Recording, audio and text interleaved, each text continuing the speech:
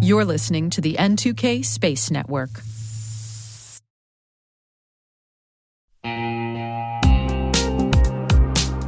Cyber threats are evolving every second, and staying ahead is more than just a challenge, it's a necessity.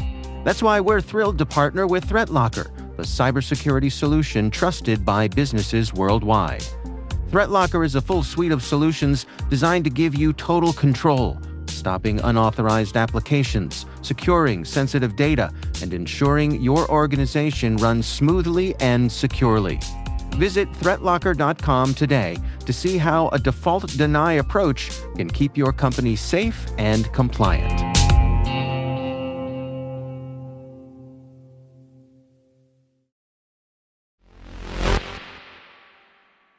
Today is January 16th, 2025. I'm Maria Varmazis, and this is T-Minus. T-minus 20 seconds to LOS T-Dress. Go for deploy. Roger roll.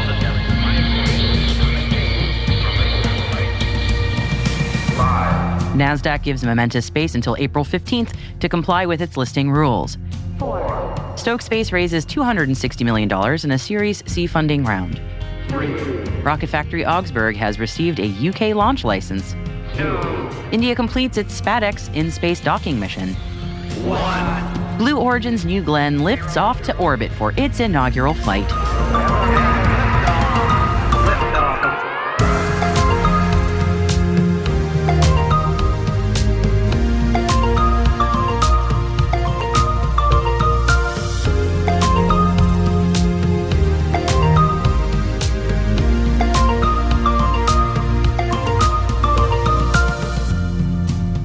And our guest today is Dr. Harold Hess, CEO and co-founder of Eduralock.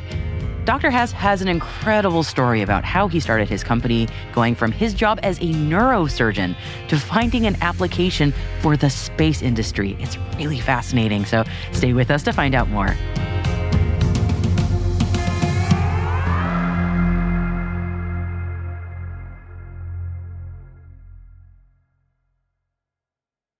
If you stayed up into the wee hours of the night here in the United States last night, then we sure it was a treat to watch the inaugural flight of Blue Origin's New Glenn spacecraft. And wow, cheers to you that you stayed up that late. The NG-1 mission accomplished the primary objective of reaching orbit during its first test flight. At 2:03 a.m. Eastern Standard Time, New Glenn's 7 BE-4 engines ignited, lifting the rocket from Launch Complex 36 at Cape Canaveral Space Force Station. The second stage made it to its final orbit following 2 successful burns of the BE-3U engines. The Blue Ring Pathfinder received data, and Blue Origin says it's performing well. Now to the less positive news. Understandably, not everything went as planned, and Blue lost the booster during descent. Certainly, it is not the worst thing that can happen during the first flight, but something that Blue Origin needs to work on for future launches. Blue Origin CEO Dave Limp said, "I'm incredibly proud that New Glenn achieved orbit on its first attempt. We knew landing our booster, so you're telling me there's a chance, on the first try was an ambitious goal. We'll learn a lot from today and try again at our next launch this spring." Side note, love that booster name.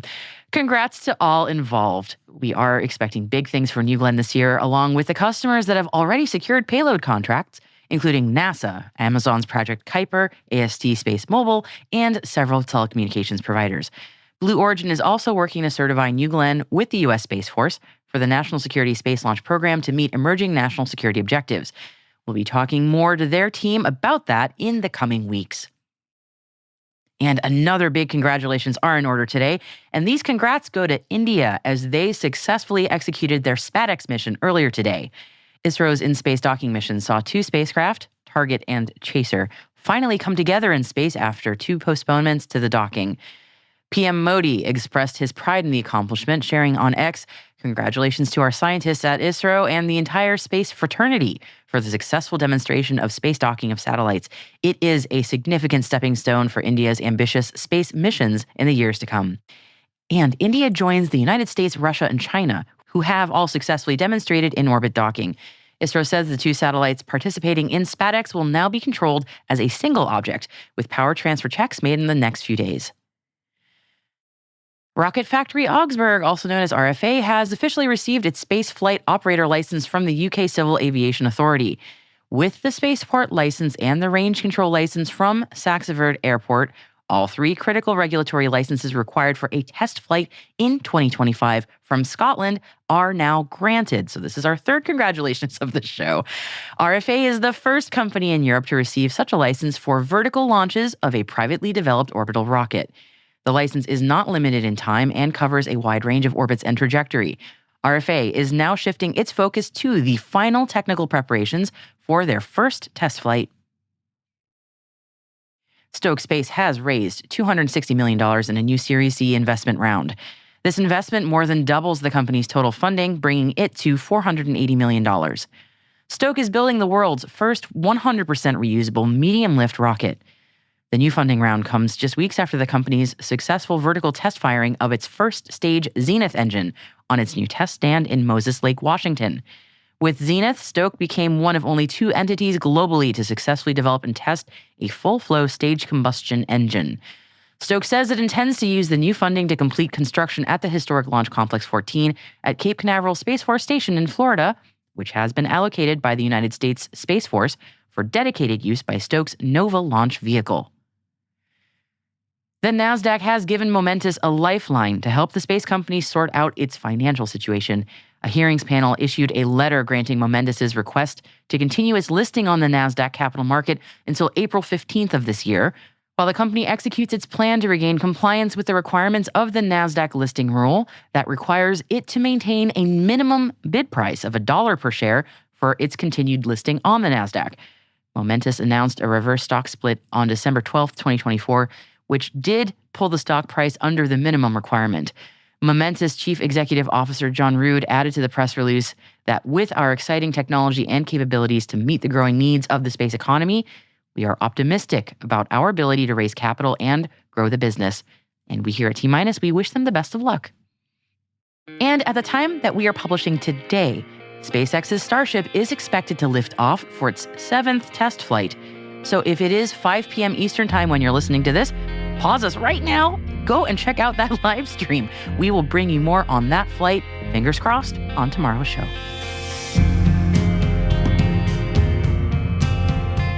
And this concludes our very busy Intel briefing for today. We've got several additional stories linked for you in our show notes for you to read, including K2 Space appointing John Plum as their new head of strategy, Voyager Space's rebranding, the UK and Ukraine's new community partnership, Sierra Space's latest GPS satellite milestone, and Explorer's hyperspectral satellite launch details. All those links can also be found on our website, space.n2k.com. Hey T- crew, if your business is looking to grow your voice in the industry, expand the reach of your thought leadership, or recruit talent, T- can help. We'd love to hear from you. Send us an email at space@n2k.com or send us a note through our website so we can connect about building a program to meet your goals.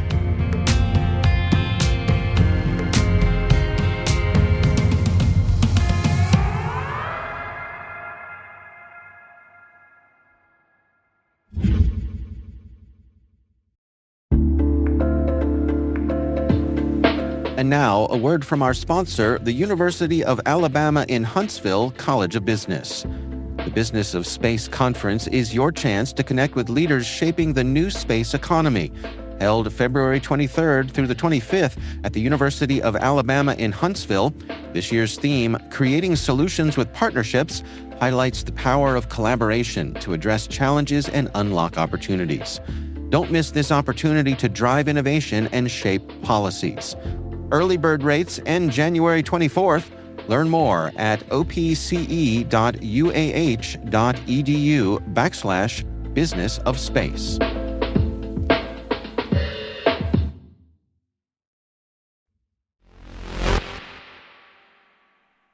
Today's guest is Dr. Harold Hess, CEO and co-founder of Eduralock.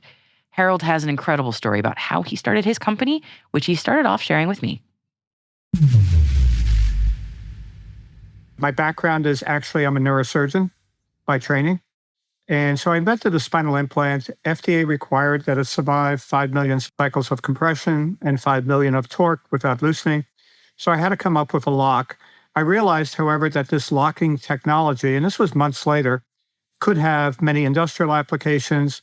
So I kept the IP separate, licensed it back to the spine company at a one-time nominal rate, and then put the IP into this company and started this company. And then over a number of years, developed the technology and also developed numerous other technologies after hiring a team of engineers.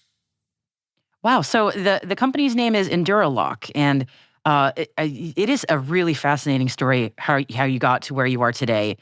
This is not your typical space story, and I love that because this is exactly the kind of innovation that I think the space sector is really looking for, and you all are a shining example of that. Can you tell me a bit more about Eduralock and what you all are developing? I mean, at its core, we are fasteners and connectors. Now, what that means is, on the one hand, we have actual fasteners, meaning mechanically locking high vibration resistant bolts or nuts that are reversible and reusable with a standard hex socket. Unique thing about them is that they remain locked even with loss of preload or clamping force.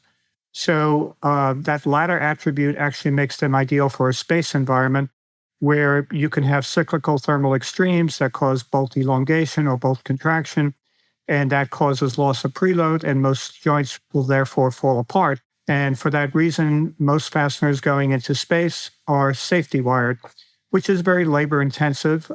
Mechanic typically safety wires 10 to 15 fasteners per hour. What we have done is to make it simplified so that you just have to apply a socket to put it on or take it off. And in that same hour, we could put in over 300 fasteners. So dramatic time savings and therefore cost savings. Then another technology we developed is the only self-aligning nut plate.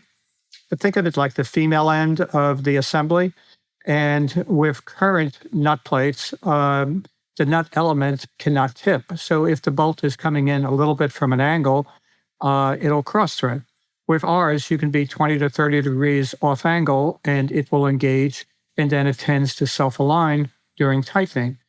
Again, it can result in a dramatic time savings for aircraft maintenance and assembly. If you think leading edge of the wing, trailing edge of the wing, you're going to have curved structures with hole mismatch.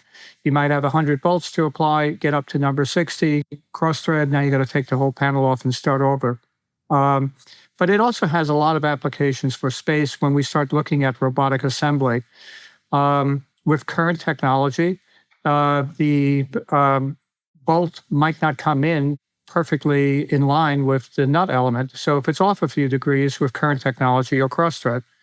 With our nut plates, however, it will engage, and therefore it allows for robotic assembly in space. We're also working on a satellite docking connector. We developed a nut plate that allows for non-parallel surfaces to be clamped up and have full bearing surface, in other words, full strength. We developed the first mechanically locking nut plate.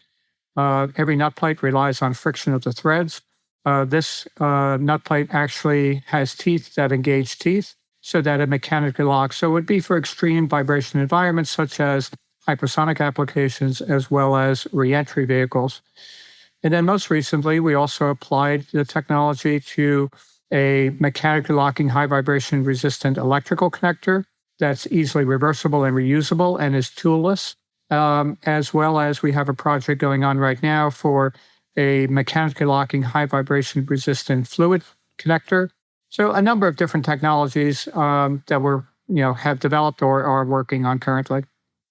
My goodness, yeah, those are a lot of fascinating technologies, and I'm wondering, especially in the realm of space application, when did it become apparent to you that many of the things that you were developing would be useful in a space context? We've been very successful with obtaining SBIRs contracts. Since 21, we've gotten 5 phase 1s, 5 phase 2s, and we currently have a TACFI. One of those was to miniaturize the fastener down to a number 4, which is 3 millimeters in diameter. And we were awarded that with our TPOC being under AFRL-RV. So in other words, the Space Vehicle Directorate of AFRL.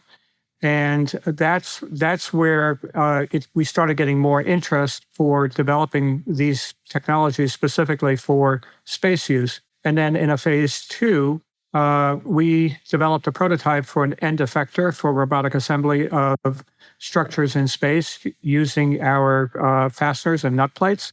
And we currently have a TACFI under Delta 45 Space Force as well as AFRL-RV, where we are developing a magazine to store the fasteners prior to actual deployment in space. And again, our fasteners are reversible and reusable, so the magazine can also function to store the fasteners after removal if you're going to repurpose the structure in space. Wow. Okay. So there's a fascinating sort of alignment where your company and Spacecom had sort of a right time, right place situation. Can you tell me a little bit about that? About how I've been using the word alignment a lot. It sort of feels like it makes sense when we're talking about fasteners. But tell me a bit about that alignment. Yeah. So a few years ago, we were informed about Spacecom, and at the time, it was a much smaller show, and they had a special area for startups. So you had a reduced cost and, a little bit smaller booth. And I remember representatives of various primes over to the startup section so that they could see what startups are trying to do, we being one of them. If I recall correctly, it was also around that time, I remember it was 2018, that we won a NASA competition.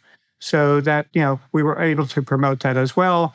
So tell me a bit about maybe how the last few years have gone for you all, maybe a look ahead at what's coming next for you. Because I imagine do you still consider yourselves a startup, or are you beyond that point? I guess in a sense, we're a startup, or we're early stage would be another way of looking at it. As far as where we want to go, obviously we have a lot of products that could be used for aircraft. And, we are going to be on a new helicopter platform when it comes out. We're waiting for a commercial aerospace, aircraft platform to come out. We've had interest from the primes, for use of our product. But I think a big focus of our company is going to be on space. If you look at robotic assembly of structures in space, right now, there's not a whole lot being done. But if you look 5 to 10 years from now, I think it's going to be a huge field to be able to assemble structures in space robotically.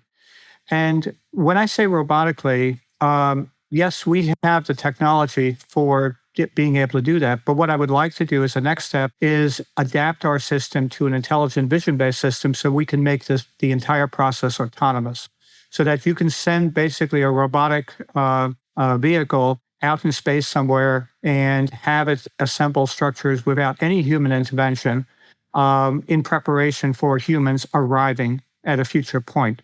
If you look at, not only at the moon, but you look at Mars, I think that's where this is going to really become essential. And if you look at fasteners currently, we are the only fastener, or have the only fastener that is ideal for a space environment and can be inserted robotically in space. Most things going into space, they're all safety wired. You cannot safety wire in space. A robot can't do it. So we have a unique position, I believe, for our company. The other focus is we're developing a satellite docking connector.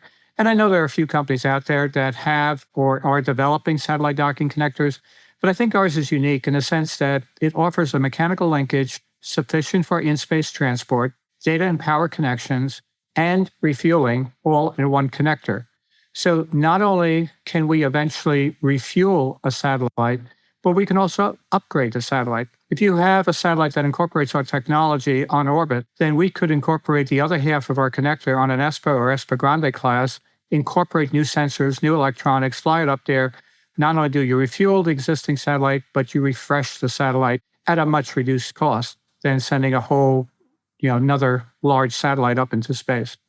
Yeah, and what's so fascinating about what you're talking to me about is that this is the technology that when we talk about future tech and also, as you said, the next 5 to 10 years of ISAM and the like, this is the kind of technology that really will enable a lot of that. And I don't think it gets its time in the sun that it should. It's so cool to hear about these innovations and also what your company is doing. And again, your origin story is really fascinating too. So it's just really very, very interesting. Well, thank you. Thank you. Yeah, I mean, and the other thing too is not only you're talking with ISIM as far as servicing of satellites, but you can get to the point where you can build satellites on orbit or build space vehicles on orbit using our, faster technology as well as our connector technology.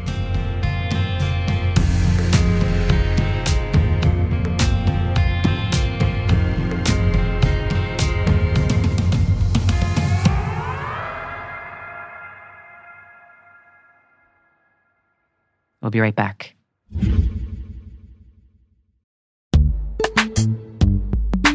And now, a message from our sponsor, Zscaler, the leader in cloud security. Enterprises have spent billions of dollars on firewalls and VPNs, yet breaches continue to rise by an 18% year-over-year increase in ransomware attacks and a $75 million record payout in 2024. These traditional security tools expand your attack surface with public-facing IPs that are exploited by bad actors more easily than ever with AI tools. It's time to rethink your security. Zscaler Zero Trust plus AI stops attackers by hiding your attack surface, making apps and IPs invisible, eliminating lateral movement, connecting users only to specific apps, not the entire network, continuously verifying every request based on identity and context, simplifying security management with AI-powered automation, and detecting threats using AI to analyze over 500 billion daily transactions. Hackers can't attack what they can't see. Protect your organization with Zscaler Zero Trust and AI. Learn more at zscaler.com/security.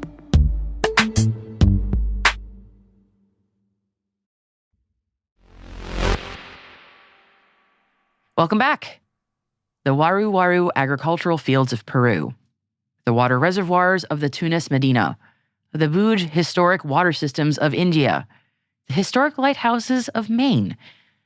What do they all have in common with the moon? They're all extremely photogenic, yes. They all have made the 2025 World Monuments Watch, which is a biennial advocacy program that lists historic places facing major challenges, including climate change, tourism, conflict, and natural disaster. So wait, the moon? Yes, indeed, as we have covered here on T-Minus a number of times, there is currently no agreed-upon international protection for all the incredible history literally just sitting there on the moon. There's nothing stopping someone, not going to name names, but someone from running over Neil Armstrong's first footsteps on the moon, or someone just up and removing the U.S. flag that he and Buzz Aldrin deployed during the Apollo 11 mission. To say nothing of all of the other Apollo-era landing sites, the landers, the commemorative plaques, the art, all sitting there on the regolith. The World Monuments Fund hopes that by adding the moon to their list, they'll help add to the ongoing conversation and urgency to create international norms where everyone can agree that these sites are all important to all of humanity and they should be left alone for posterity. And it's also time for the World Monuments Fund to change its name, by the way, as they've announced 25 new sites on the World's Monument Watch across 29 countries and 5 continents. And we're gonna fade this out. It has to be the Off-World Monument Fund because,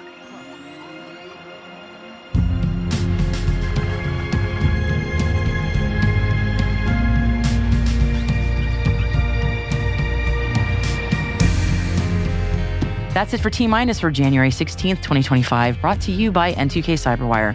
For additional resources from today's report, check out our show notes at space.n2k.com. We're privileged that N2K and podcasts like T-Minus are part of the daily routine of many of the most influential leaders and operators in the public and private sector, from the Fortune 500 to many of the world's preeminent intelligence and law enforcement agencies. This episode was produced by Alice Carruth. Our associate producer is Liz Stokes. We are mixed by Elliot Peltzman and Trey Hester, with original music by Elliot Peltzman. Our executive producer is Jennifer Iben. Our executive editor is Brandon Karp. Simone Petrella is our president. Peter Kilpie is our publisher. And I am your host, Maria Varmazis. Thank you for listening. We'll see you tomorrow.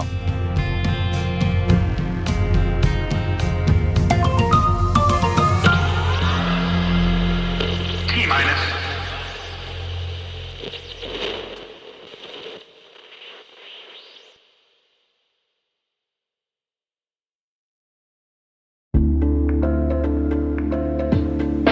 Hey everybody, Dave here. Have you ever wondered where your personal information is lurking online? Like many of you, I was concerned about my data being sold by data brokers. So I decided to try Delete Me. I have to say, Delete Me is a game changer. Within days of signing up, they started removing my personal information from hundreds of data brokers. I finally have peace of mind knowing my data privacy is protected. Delete Me's team does all the work for you with detailed reports, so you know exactly what's been done. Take control of your data and keep your private life private by signing up for Delete Me. Now at a special discount for our listeners. Today, get 20% off your Delete Me plan when you go to joindeleteme.com/N2K and use promo code N2K at checkout. The only way to get 20% off is to go to joindeleteme.com/N2K and enter code N2K at checkout. That's joindeleteme.com/N2K, code N2K.